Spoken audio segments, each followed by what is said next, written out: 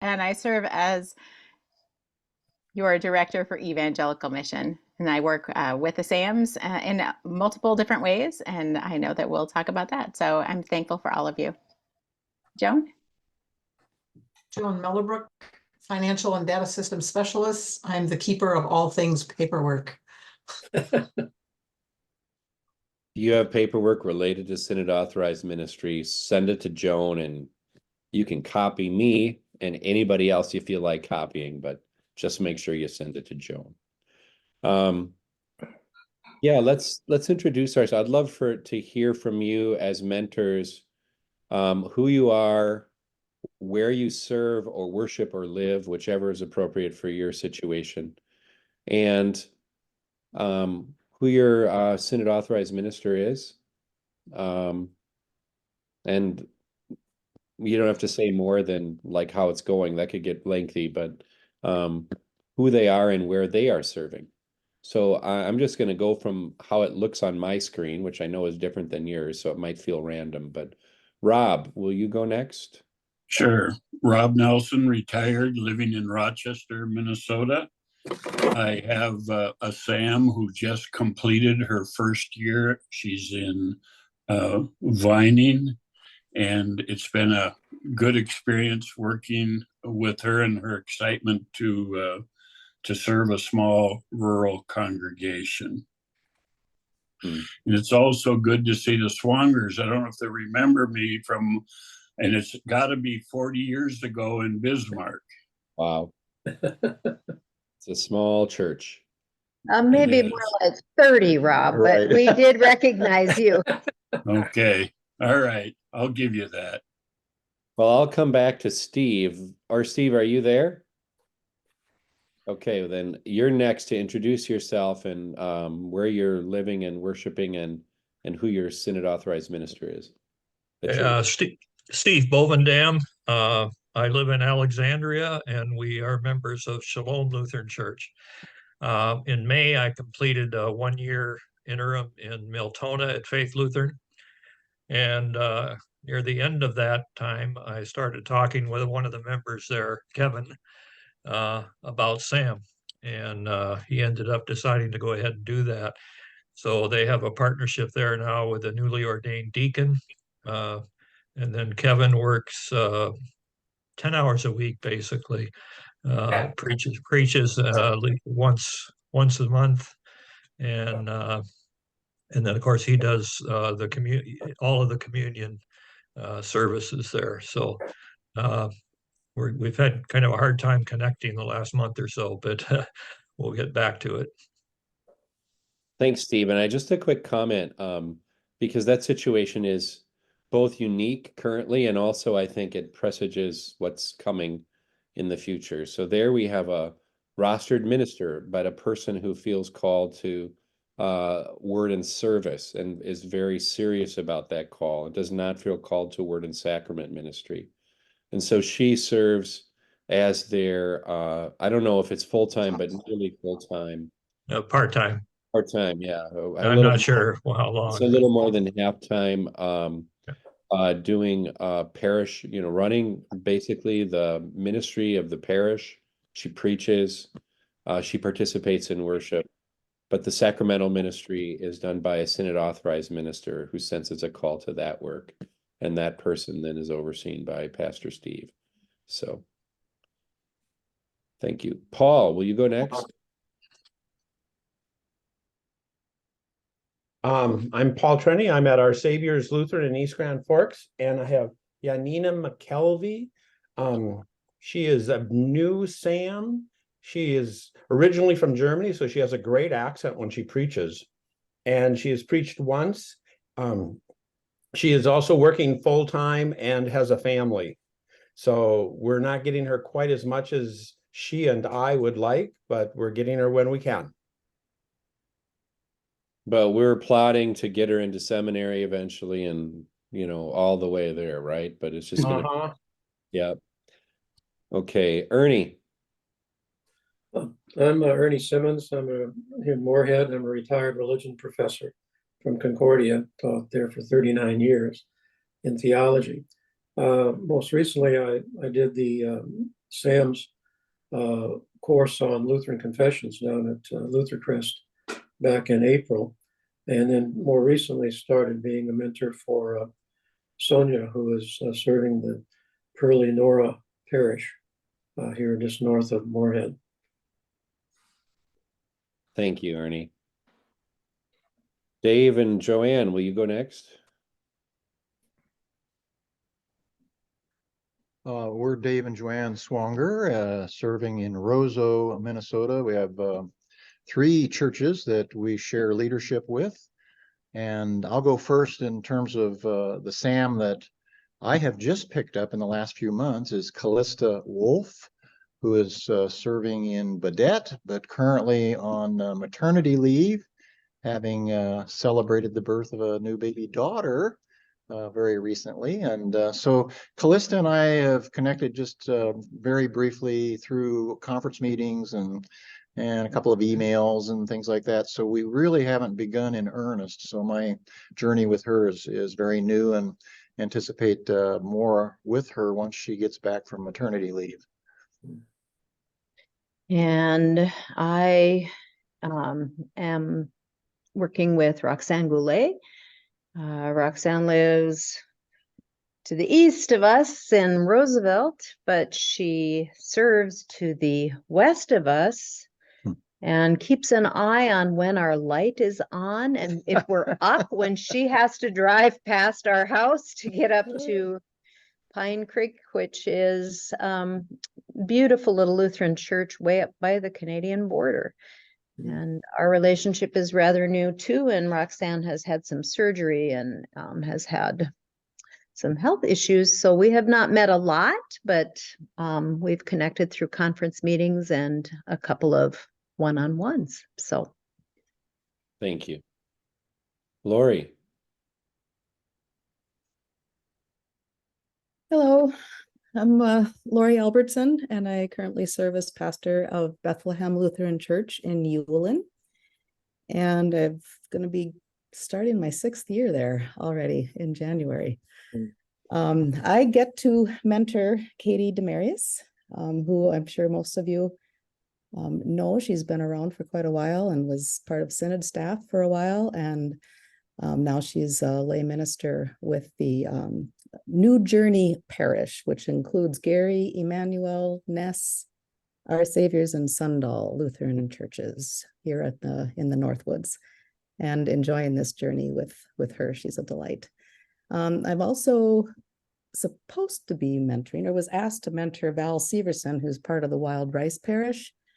But honestly, we've had a hard time connecting because she's a full-time teacher at the same time. And so that relationship hasn't blossomed in the way that I hope that it will. So I'm anxious to hear what she's been at it for a while. So I don't know how that affects, these new guidelines, how it affects somebody who's been doing it for a few years already.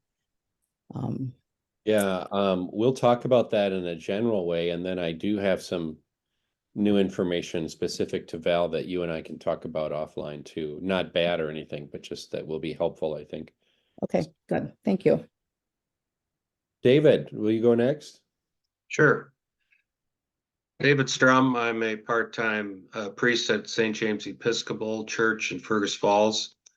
And I'm mentoring Anders Speedall at Lake Park Lutheran. And we've been working together for about 4 months, meeting once a month. And I've not been up to hear him preach or anything due to my own responsibilities, but the meetings have been productive, and I'm in contact with the church after every meeting that I have with him. Good. Thank you. Pastor Aaron. I'm Erin, and I serve at Calvary Lutheran in Perham, and the person that I'm working with is Janet Ekman, and I became her mentor about 5 or 6 months into her process, maybe about 5 months. And so she is serving at Sabika and Balsamland, and she's also working full time. And so, I'm fairly new at being a mentor for her. Thanks. Pastor Alley. I'm Allie. I serve at Hope in Fergus Falls. And I am mentor to two SAMs. I kind of have opposite spectrums. I have Jerry Peterson, who has been the SAM since the beginning of time, I think. Not really, but he's probably one of the longest serving SAMs in our synod. And he serves two churches south of Fergus Falls, Rock Prairie and Ostad, and one church north of Fergus Falls, Augustana and Elizabeth. Supposedly only 15 hours a week, or 30 hours a week total, but I think he works something more like 60 hours a week. So that's what we talk about a lot, is balance. But my main contact with him is we see each other weekly at Tech Study. So that's where we keep in touch with one another and what's happening. And then on the other end, I mentor Lowell Brenna, who is a SAM at Hope with me in a position we call the Minister of Generosity, about 10 to 12 hours a week. And I officially became his mentor when he became commissioned, but kind of walked with him through discerning to become a SAM and what that may look like. And then I'm also his supervisor. So we do all the stuff together. Yeah. Thank you. Pastor Tim?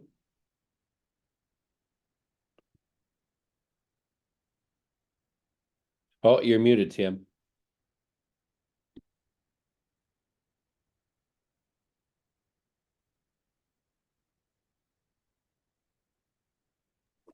Tim McGordon. There you go. A digital immigrant rather than native. Sorry about that. I live on the east shore of Lake Andrusia on the Mississippi chain of lakes between Bemidji and Cass Lake, doing some ministry among some Episcopal people at St. Bart's Episcopal Church in Bemidji. I lead worship there a couple Sundays a month. Interesting, I've been invited to mentor Mike Naylor, who I went to high school with here in Bemidji. And we were roommates together our first year at Concordia College, way, way, way back. He serves Debs and Papusky and has been a SAM in those parishes and around the area for a long, long time. So I'm really delighted by this invitation and to connect with him on in a different level, a different way. In the future. So thanks, Tim. Yeah. Pastor Birgitta? I'm Birgitta Simpson, and I live and serve in Bemidji. And I am part-time, I serve part-time at Ardall and part-time at People's Church as their mission developer. And so my mentor-mentee relationship is with the SAM at People's Church, which would be Julia Plum. Thank you. And Pastor Dennis, last but not least.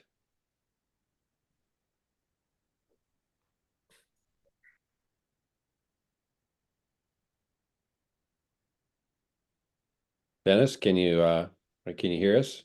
Go ahead and introduce yourself if you can. It's not Dennis. It's Scott.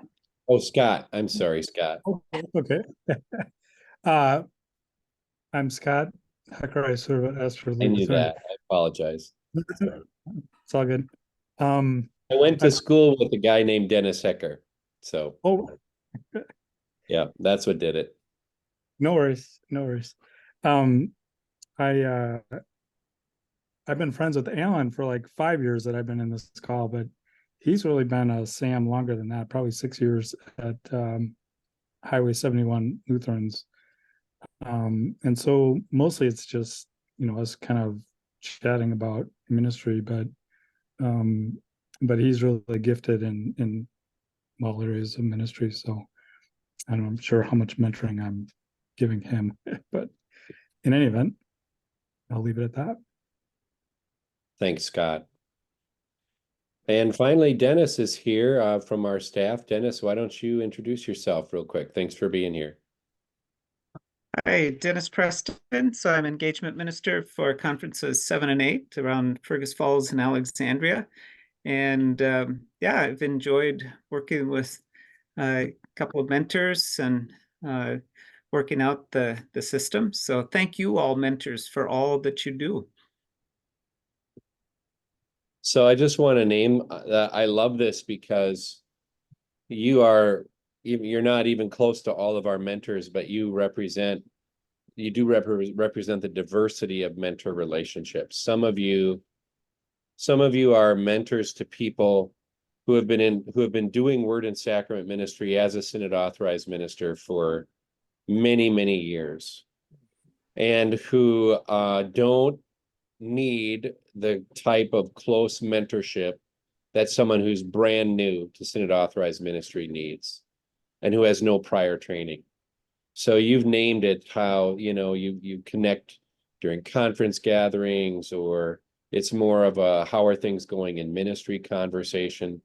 And then we have that all the way to people with a brand new, super enthusiastic and energized synod authorized minister who has skills and gifts and passion, very little training, if any, and needs weekly engagement from their mentor in order to be able to function as a word and sacrament minister, and everything in between. So and also reflective here are the different kinds. Some of you are in relationship with a SAM who's in your own parish, and that creates its own unique set of dynamics. And then some of you are in relationships with SAMs who are somewhat distant from you.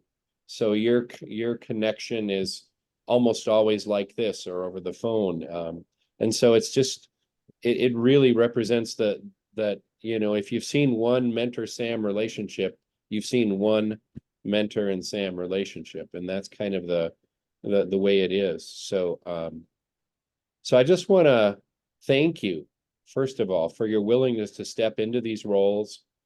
And I have a sense that sometimes you wonder what it is you're supposed to be doing or whether or not you're being helpful. And other times you're wondering if you have the capacity to provide as much help as is needed.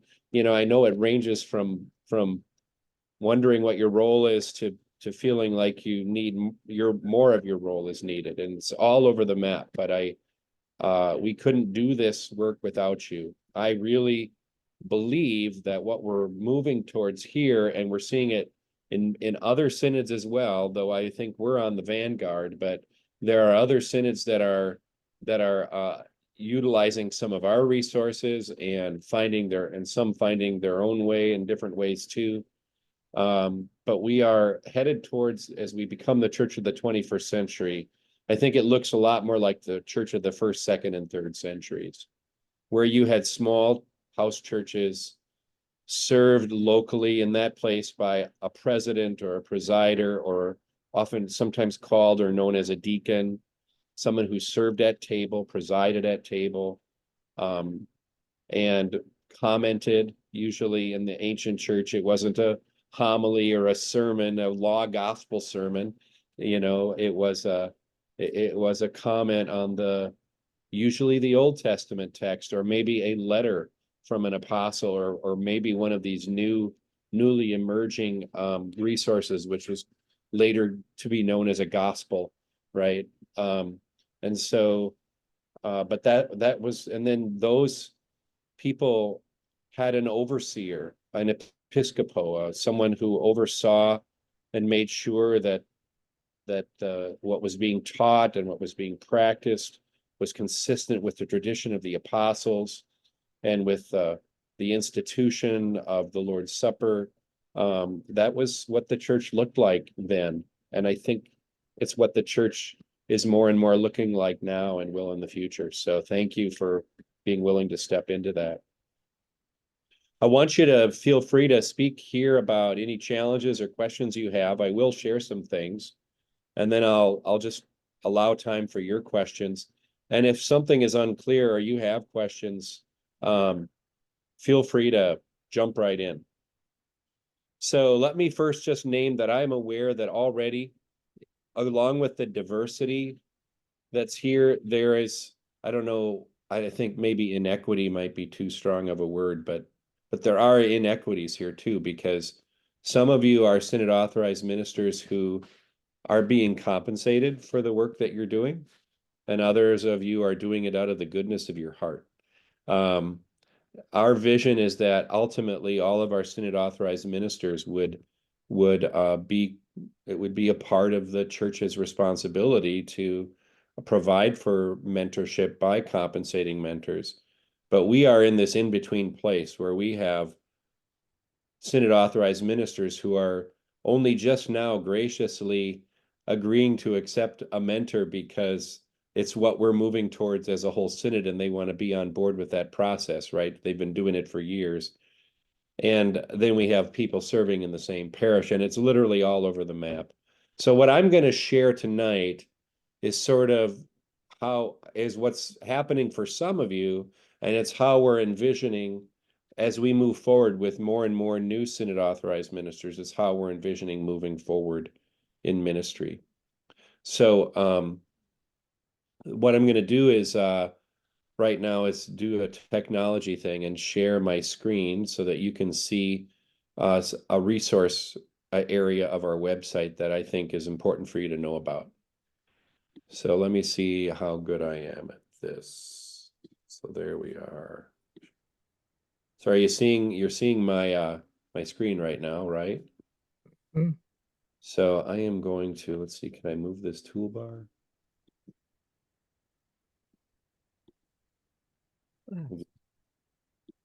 There we go, get that toolbar out of the way.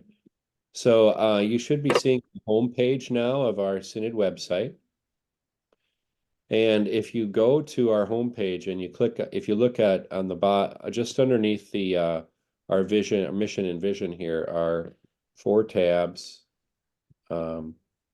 transitions, resources, candidacy. You can get there from resources, but I'm going to show you how to get there from transitions, because there it specifically says call process, SAM process, and ministers in transition.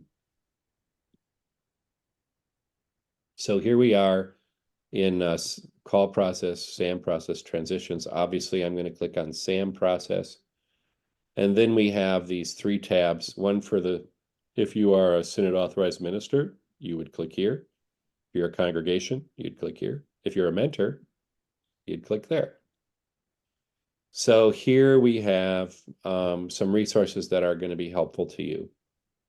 The first one is the Synod Authorized Ministry Handbook. And I encourage you to familiarize yourself with this. It is a fully interactive document that includes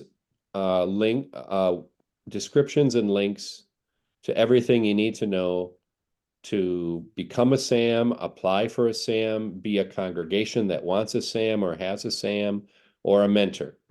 So all of that is here. And all of these links are live and accurate as of very recently. So if you are poking around and you find something that's not working, let us know so that we can make sure to fix it. All right. So that's the SAM handbook. Hopefully all of you have seen the mentor job description, but if you haven't, here it is. And I always like to preface these things with some context, because I think it's good to understand our history. And then the objective, some considerations, and then a little more detailed role of the mentor, and then how that plays out with SAMs with different levels of experience, from those SAMs who have 0 to 2 years, and then it's quite detailed. And of course, it gets less and less detailed with the more experience that Synod authorized ministers have. So this is a resource that I commend to you, and hope you'll familiarize yourself with that. So this resource here is new. And some of you, I think on this call right now, there are 2 of you who I've sat down with and crafted this particular mentor SAM agreement. Ultimately, we'd like this to be true for all of our Synod authorized ministers. As you know, each of them are on even though some of them have been serving for a long time in their context, they're on a year-to-year authorization. And they are to have a review at the end of each year that includes you and the council or their supervisor, which is usually the council. It can be the parish pastor and the synod authorized minister. So we have a form for that for the annual review. You do that, and then we have a conversation with that SAM, which is a discernment conversation about, all right, why not go to seminary if you're feeling called to word and sacrament ministry? And that's not just purely theoretical. We entranced 4 synod authorized ministers last quarter into a candidacy. So, and we're in conversation with multiple synod authorized ministers about that for their future. Some of them who are your synod authorized ministers here tonight. So we have that conversation, and then we decide together whether to renew for another year. And normally we do, though sometimes we don't for a variety of reasons. But they should also then, at that time, is a good time to revisit this relationship with the SAM and the mentor. And this is really intended to just kind of be a guide to setting up that relationship for the coming year. And here's some conversation about how frequently folks should meet. And it ranges from every single week to once a quarter based on the SAM's need and years of experience. Here we talk about compensation. And this is being experienced. It's not super new. We've been talking about this for a couple of years now, but it's new in the sense that now we have resources to support it and to talk to congregations about the expectation and to actually live out that expectation. And this is important. I think the compensation is important for a couple of reasons. One, because it is a cost of ministry, and it's a cost to the congregation or the community that's receiving that ministry. And I believe it is just right and good that community should support that cost. I think it's also true in every case, I can't think of one where it's not true, that even with the most robust engagement of a mentor, where it's weekly, and those mentorship bills are maybe as much as $500 a month, that congregation is still saving money on, over by having a synod authorized minister for, that their job or their role there can be tailored exactly to the needs of the church. So it might be full-time, might be 2/3 time, might be 1/4 time, might be 10 hours a week, whatever it is, it's tailored to them. So it's still a good deal for the congregation. I think it's also important though, because as we look ahead, we have a couple of congregations where they are just shy of being able to afford a full-time pastor. And if they're going to issue a call to a pastor who comes to their community to serve them, it's very possible that a part of their whole parish's sustainability is to have their pastor also be serving as a mentor to a synod authorized minister somewhere. So I think it's critical to how we're envisioning being the church of the 21st century, which is really a 1st, 2nd, and 3rd century type of church. So there's a little bit of conversation there about that. And then we have this next section is really just going through and building what this next period of time, which is usually a year, what it's going to look like. We talk about the period of time in question, how much experience the SAM has had, what training they've had. And then in this box, we fill in, so what is the congregation actually needing and asking for? What's actually expected? Are they only going to preach and preside at the sacrament from time to time? Or are they going to be asked to also do other acts that are normally associated with pastoral ministry? And if so, let's list those here. So once we've listed those, then we can go down here and we can fill in, we can take those tasks one by one, like let's just say preaching, and let's say it's going to be weekly. It's going to be 4 times a month. And that initially this person who's never had any theological training is probably going to need their mentor to help them with prep. And that's probably going to be weekly. So that might be an hour, 4 hours a month, perhaps. And then any notes over here for based, on what we think is important for everyone involved to keep in mind. And we go through and we do that for each task, might be confirmation or weddings or funerals or hospital visits or presiding, of course, worship leadership. And we figure out what is that going to look like in terms of time, right? And then down here, we take the data from up here and we build a plan for how the SAM and the mentor, what that relationship will look like for the time period to come, how often they'll meet, for how long, in what format, at what time, and then what is the estimate of how many hours, and then based on $75 per contact hour, how much is that going to be cost to the congregation? And then this is just a reminder of that annual review that comes up each year. And then this is signed by the SAM, the mentor, and by a Synod staff person, usually me, though it can be another Synod staff person. So that's this is proven to be a helpful little tool. It doesn't answer all the questions, but it helps to get a relationship between a SAM and a mentor started. And I know that for many of you on this call, the way that your relationship started was basically with an email in which you and your SAM were both included and saying, hey, will you be a SAM? Will you be a mentor to this SAM? And so pretty informal. And I would say that is that's just because of we're building this airplane as we fly it. And so we're learning as we go.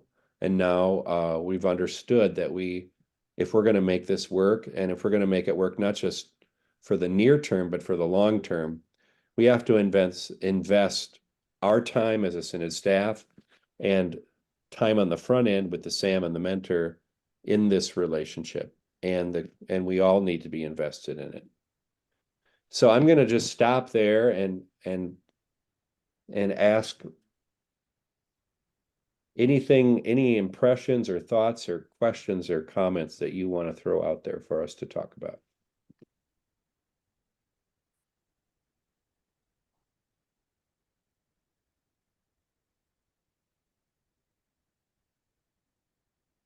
That form that you just went over, is if we've been mentoring for a while and I'm not aware of any way that form has been completed? No, it wouldn't have been because this form has been in use for maybe 2 months, maybe 3 at the.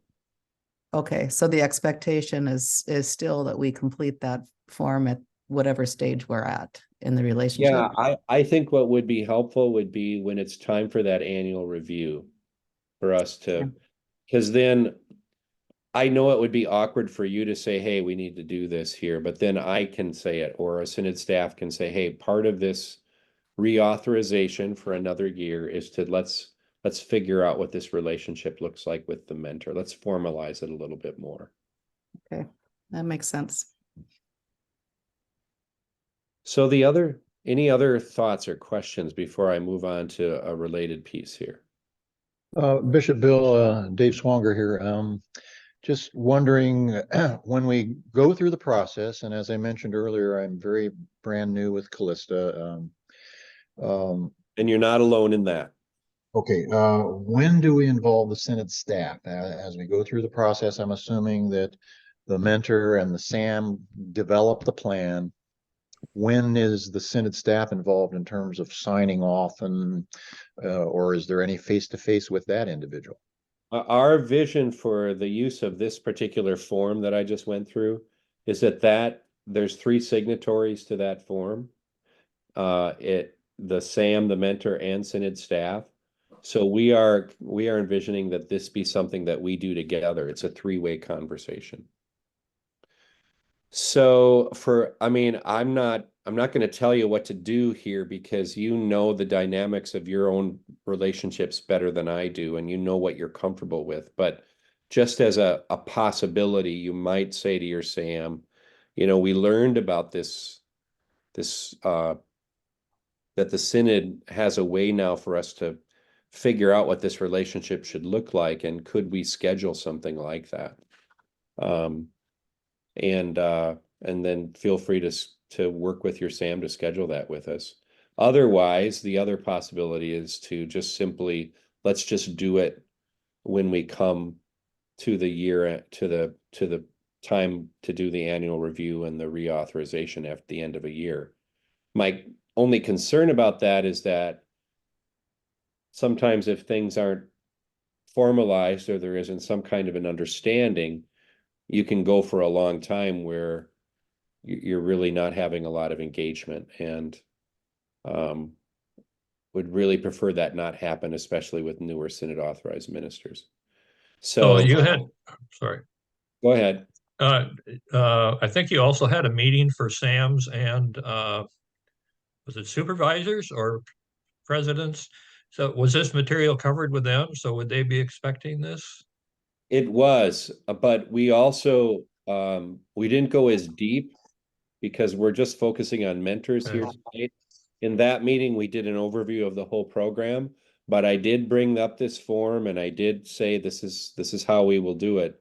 So it shouldn't be a complete surprise to anyone. And you know, and every Synod authorized minister, I talk to them about the importance of their mentor relationship. So they know it's important. And here's what I also know. I know that life happens and people get back into their parish and they have their contract and they're doing their work and you're doing your work, and it's easy to just sort of let some time go by and fall into some habit. I mean, that's just the reality for all of us. So so that's the intention of this forum, is to try to defeat that reality. So if you are comfortable with saying, hey, you know, one of the things we learned in our mentor gathering was that Synod is ready to help us figure out what this relationship would look like, and I'd like to have us do that. I think that's legit.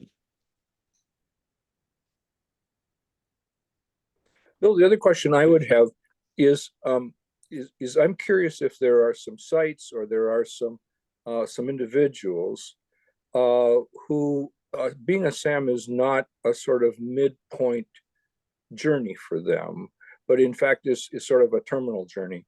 And I mean, they really find a place and a relationship with the congregation and their gifts that is something that needs to be celebrated in the moment under that relationship of SAM and congregation.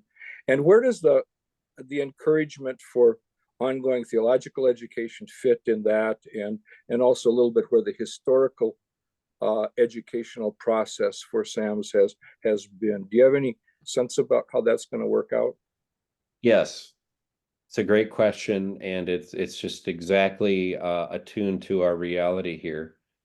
And I'm going to answer it with a little bit of context here. So in the whole church, in the ELCA, right, until just recently, and it's a lot because of advocacy on my part and the part of 2 or 3 other bishops, the understanding of Synod authorized ministry was that it could only be for 1 year, and then that person either had to quit or enter candidacy.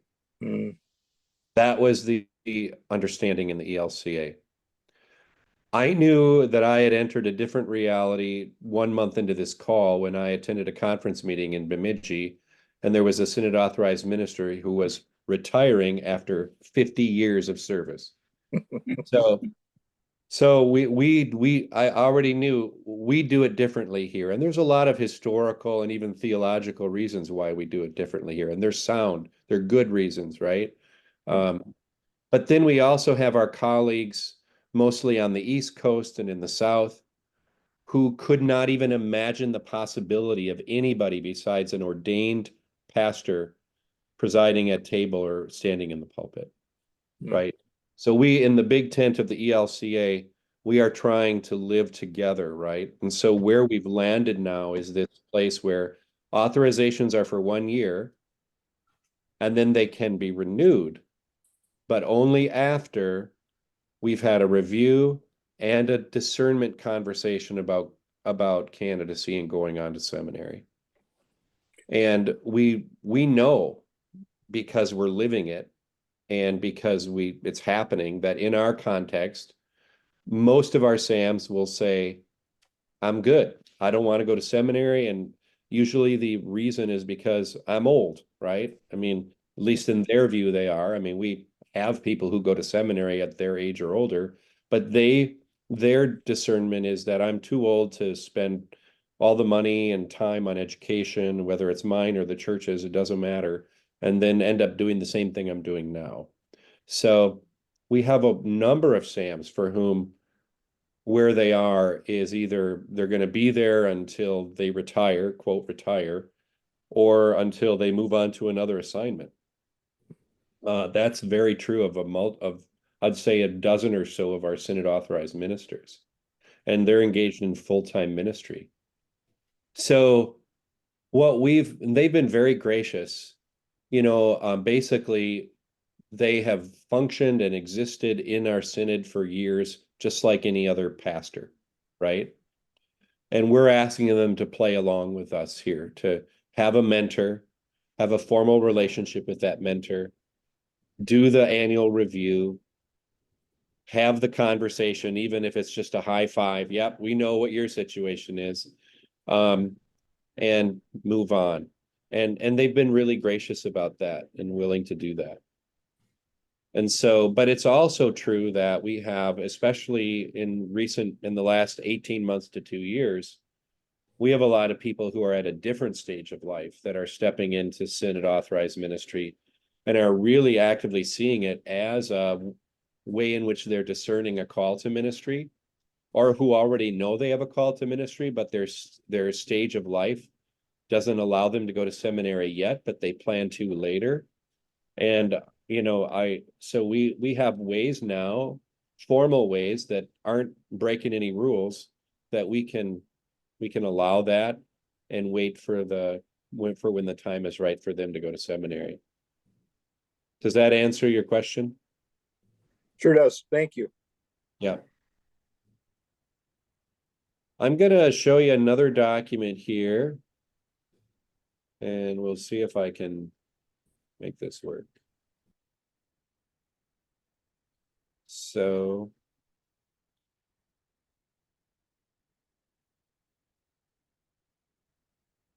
we're going to go over here to mentors.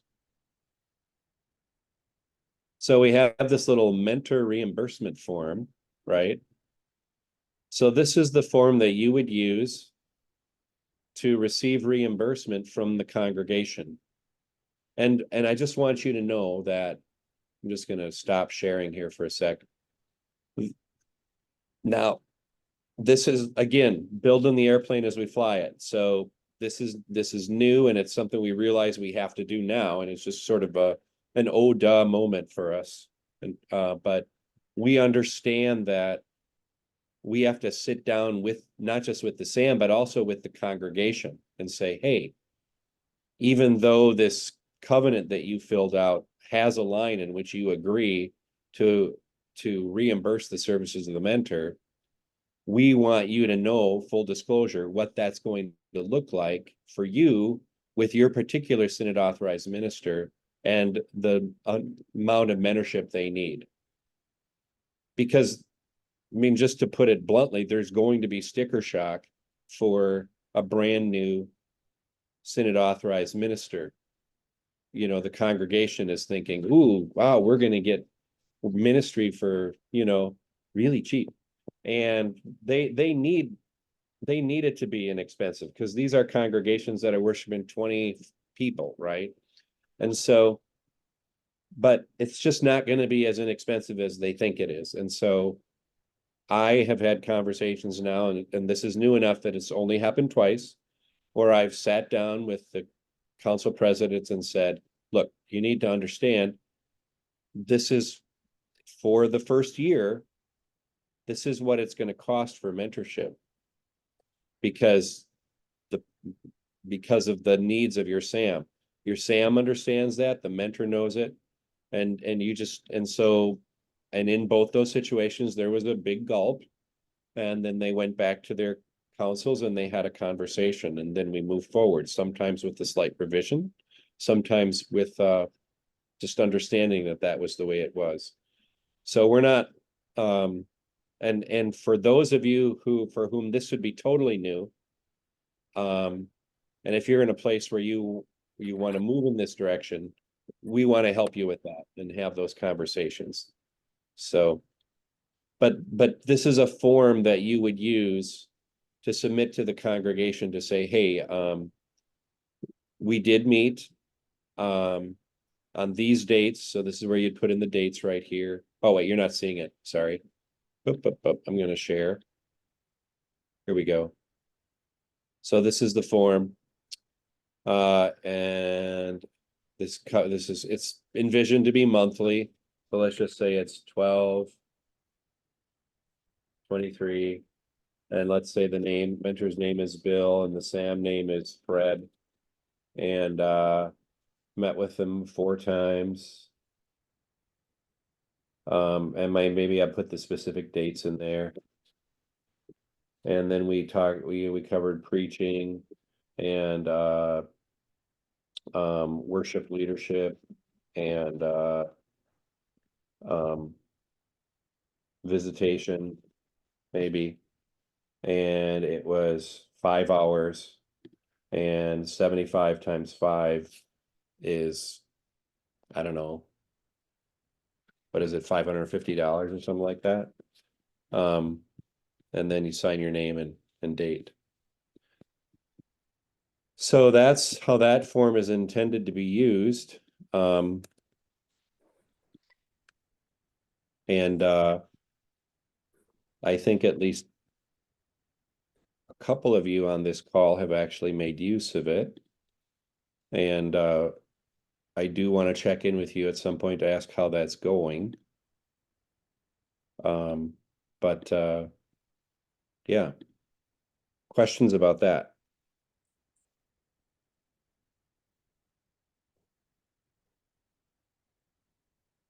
Not seeing any. So the last thing I Just want to real quick, that form, is that submitted by you to the council president or the congregational president? Or do you give that to the SAM and they take it to the council?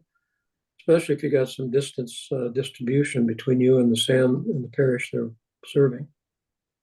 Or do you mail it in? It's for the mentor to submit to the congregation council, so when you're working with your SAM, you want to figure out, well, who should receive this, right? And yeah.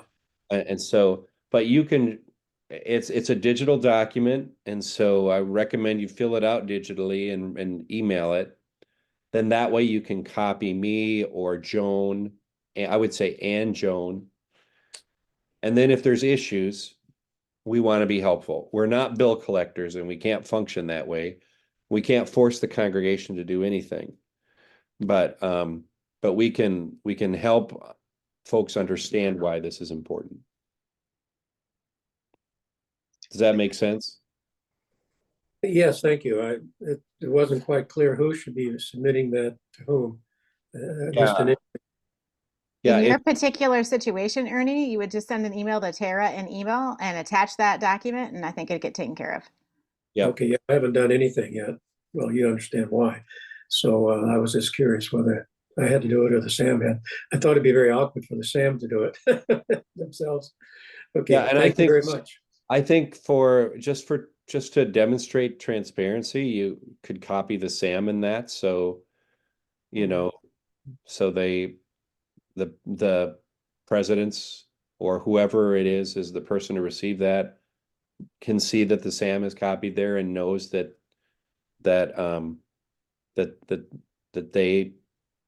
what you're saying is actually the case, right? For that kind of transparency. Yeah.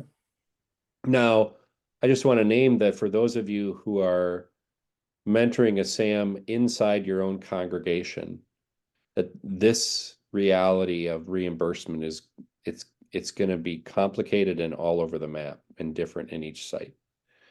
And we want to learn from what that's like for you and whether or not, what your opinion is about that. I know in some cases, the pastor says, I don't want to be reimbursed. This is part of my role in this parish as the pastor is to do, and some say, this is an additional burden that I didn't expect, but now we realize we need it because of we've added a congregation to our parish and I do need to be reimbursed. So whatever, every situation is going to be unique. But we want to hear about how it's going and what you're learning. So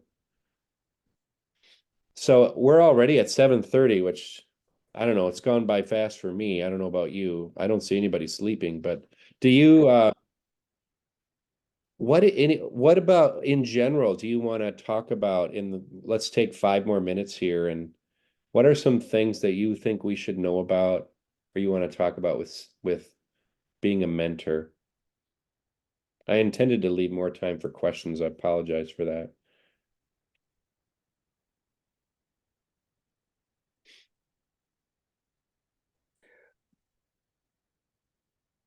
Bill, I hope this isn't too far into the weeds, but I did campus ministry most of my life in the church. And we had a 4-year review where literally our calls were contingent on that review. And there were a number of staff who sort of saw that as primarily gatekeeping stuff. And what happened to me over the years was the richness of inviting people to talk about ministry together and where I fit into that, where they fit into that, and that sort of thing. And I'm curious, is there a place here with the mentor's relationship with the SAM where it doesn't look like it's sort of gatekeeping kinds of things, but that it really is a way of nurturing creative ministry from people who bring great gifts to that ministry, and creating transparency and conversation about the good stuff that's going on in the daily life of the parish under these kinds of leadership models. Well, that's the intention of the review, which I'm intended to show you. So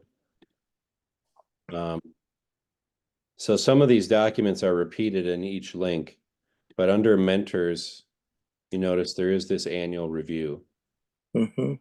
And this is intended to be a way of having that conversation. And I don't know if this is addressing your question, but we do want there to be genuine conversation about how it's going. And there is a place in that forum to also talk about how's it going with the mentor.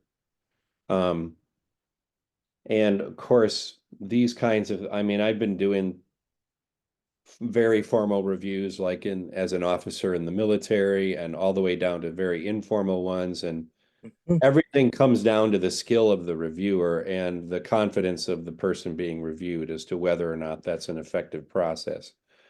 So we get that, and that's one of the reasons why we have a forum to try to guide it. But anyway, I don't know if that responds to your. Thanks. Yeah. Well, I want to thank you once again and let you know that I think that we're doing something here and elsewhere in the church that I think is exciting. And I think finally, and I also want you to know that what we're seeing in those sites, like I will just use Aaron, your SAM as an example.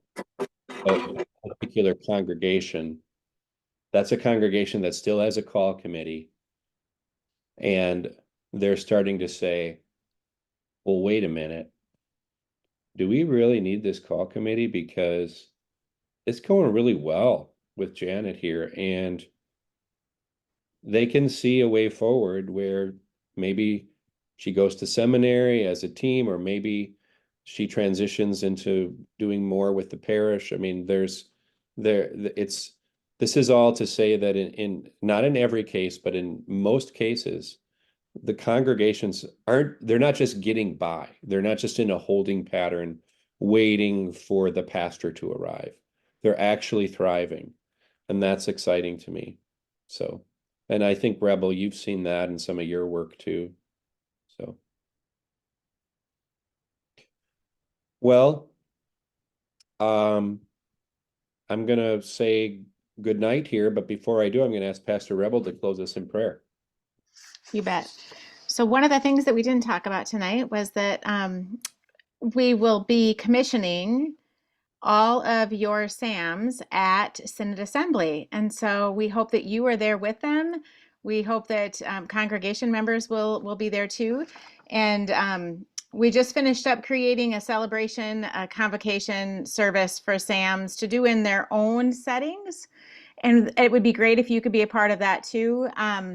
That is separate than that. So there's something in the churches and then something that we do together and that Bishop Bill oversees at Synod Assembly. So I'm going to read this prayer, if that's okay, right from here. I haven't done that yet, so let's give it a shot. All right, let us pray.